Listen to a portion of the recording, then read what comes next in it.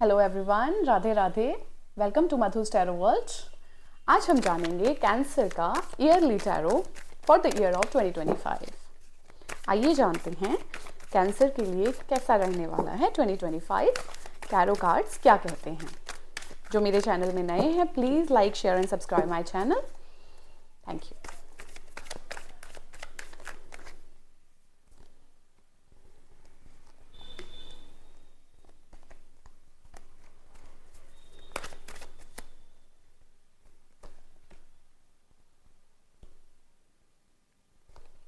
Tarot reading for the sign of Cancer for 2025.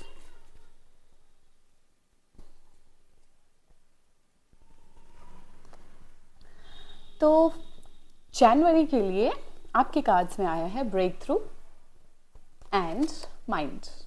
So my dear Cancerians, जनवरी में आप बहुत ज़्यादा बिजी रहने वाले हैं, बहुत ज़्यादा वर्क प्रेशर होने वाला है। आपका माइंड एक टाइम पे बहुत सारी चीज़ों को करने की कोशिश करेगा, जिसकी वजह से आप बहुत एग्जॉस्टेड फील हो जाएंगे, बहुत स्ट्रेस्ड आउट फील हो जाएंगे।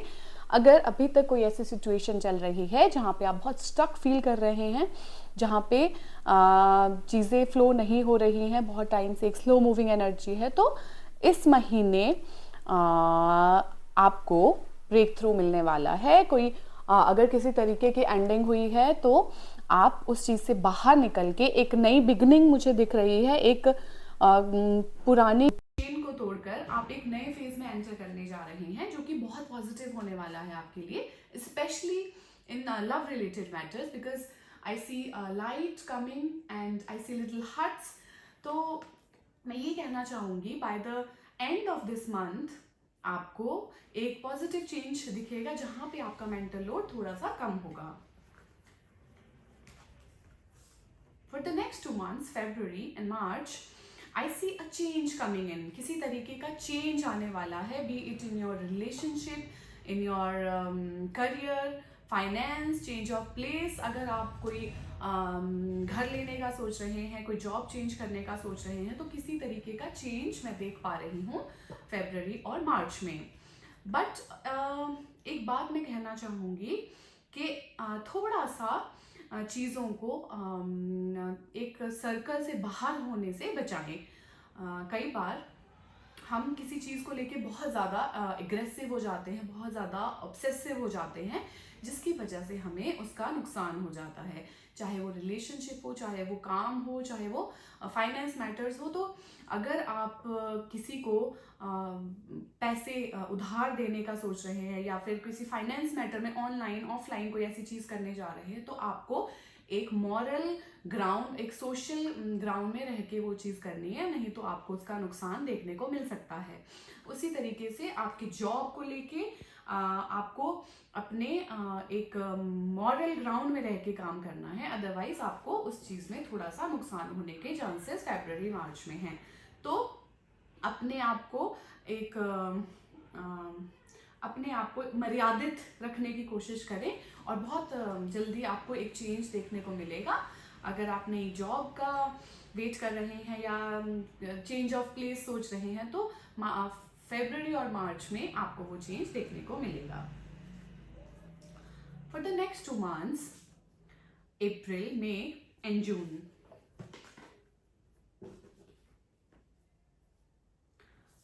आई सी दैट कि चीज़ें थोड़ी सी स्लो डाउन हो जाएंगी। बहुत जल्दी आपको अगर किसी चीज़ का रिजल्ट आप चाह रहे हैं, तो उसमें थोड़ा सा डिले होने के चांसेस हैं। अगर आपका कोई ड्रीम है जो आप बहुत टाइम से देख रहे हैं, तो please keep dreaming about it, keep working towards it, क्योंकि ड्रीम थोड़ा सा डिले हो सकता है, बट बहुत जल्दी आपको वो चीज़ एकम्प्लिश होती हुई नज़र आएगी।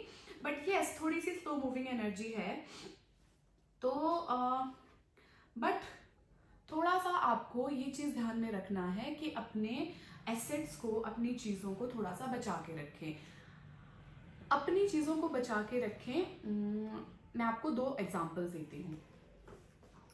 इधर आप ऐसे लोगों से दूर रहें जो कि आपके पैसों के लिए आपसे जुड़े हैं, या फिर बहुत ज़्यादा मटेरियलिस्टिक चीज़ों को आपसे ज़्यादा वैल्यू करते हैं, तो आपको उन लोगों से बचने की ज़रूरत है और अपने फाइनेंसेस को, अपने सीक्रेट्स को बहुत जल्दी किसी को रिवील ना करें, बिकॉज उसमें आपको धोखा मिल सकता है।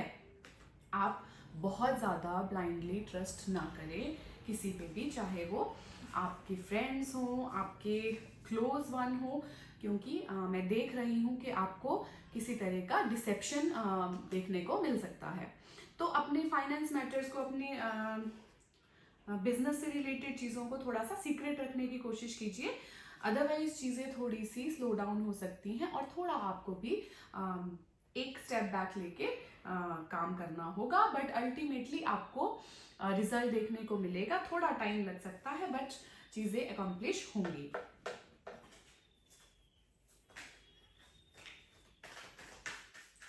For the month of July, August, September,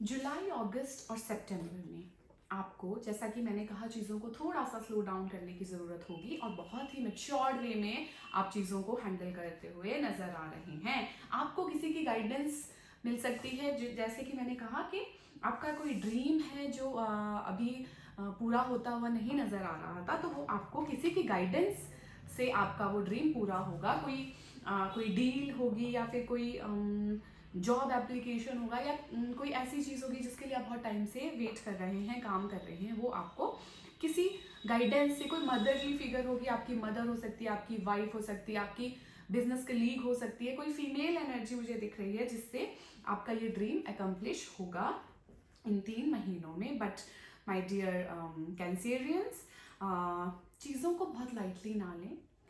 moment to moment देखिए, मोमेंट टू मोमेंट रहना अच्छा है, बट समटाइम्स हम आज को जीने के चक्कर में अपने कल को थोड़ा सा एक खतरे में डाल लेते हैं। तो उस चीज़ को आपको सोच के चलना होगा कि आप अपने एक्सपेंसेस, अपने रिलेशनशिप्स को बहुत ज़्यादा लाइटली ना लें। इस तरीके से आपको कल के मैटर्स में दिक्कत आ सकती है। फाइनेंस मैटर्स को लेके मैं कह सकती हूँ कि थोड़ा सा आपको सावधान होके चलने की ज़रूरत है।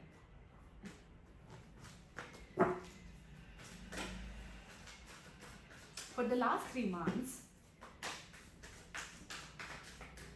alright, I'll take it.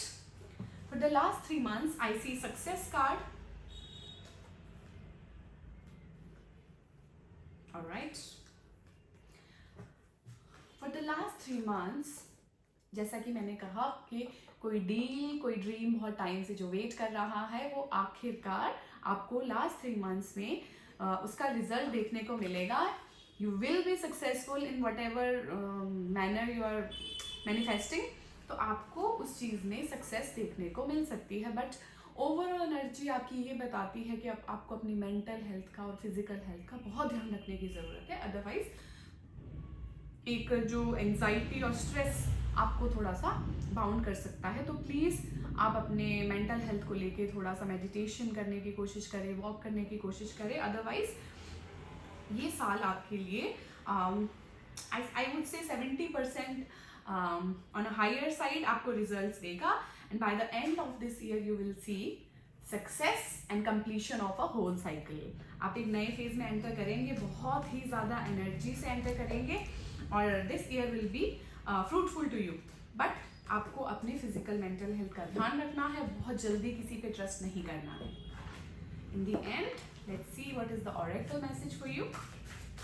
Keep hanging for the sign of Aquarius. What is the oracle message? Alright my dear friends, it's a yes card and ask your angels. जैसा कि मैंने कहा, आपको बहुत मैच्योर वे में गाइडेंस के साथ आगे बढ़ना है, बहुत जल्दी डिसीजन लेने से बचना है, एक सलाह मशवरा करके आगे बढ़ना है। And the answer to your question will be yes, and it will be a good year for you my dear Cancerians. अगर आपको ये रीडिंग अच्छी लगी तो प्लीज़ लाइक कीजिए, शेयर कीजिए एंड सब्सक्राइब कीजिए। नमस्ते, राधे।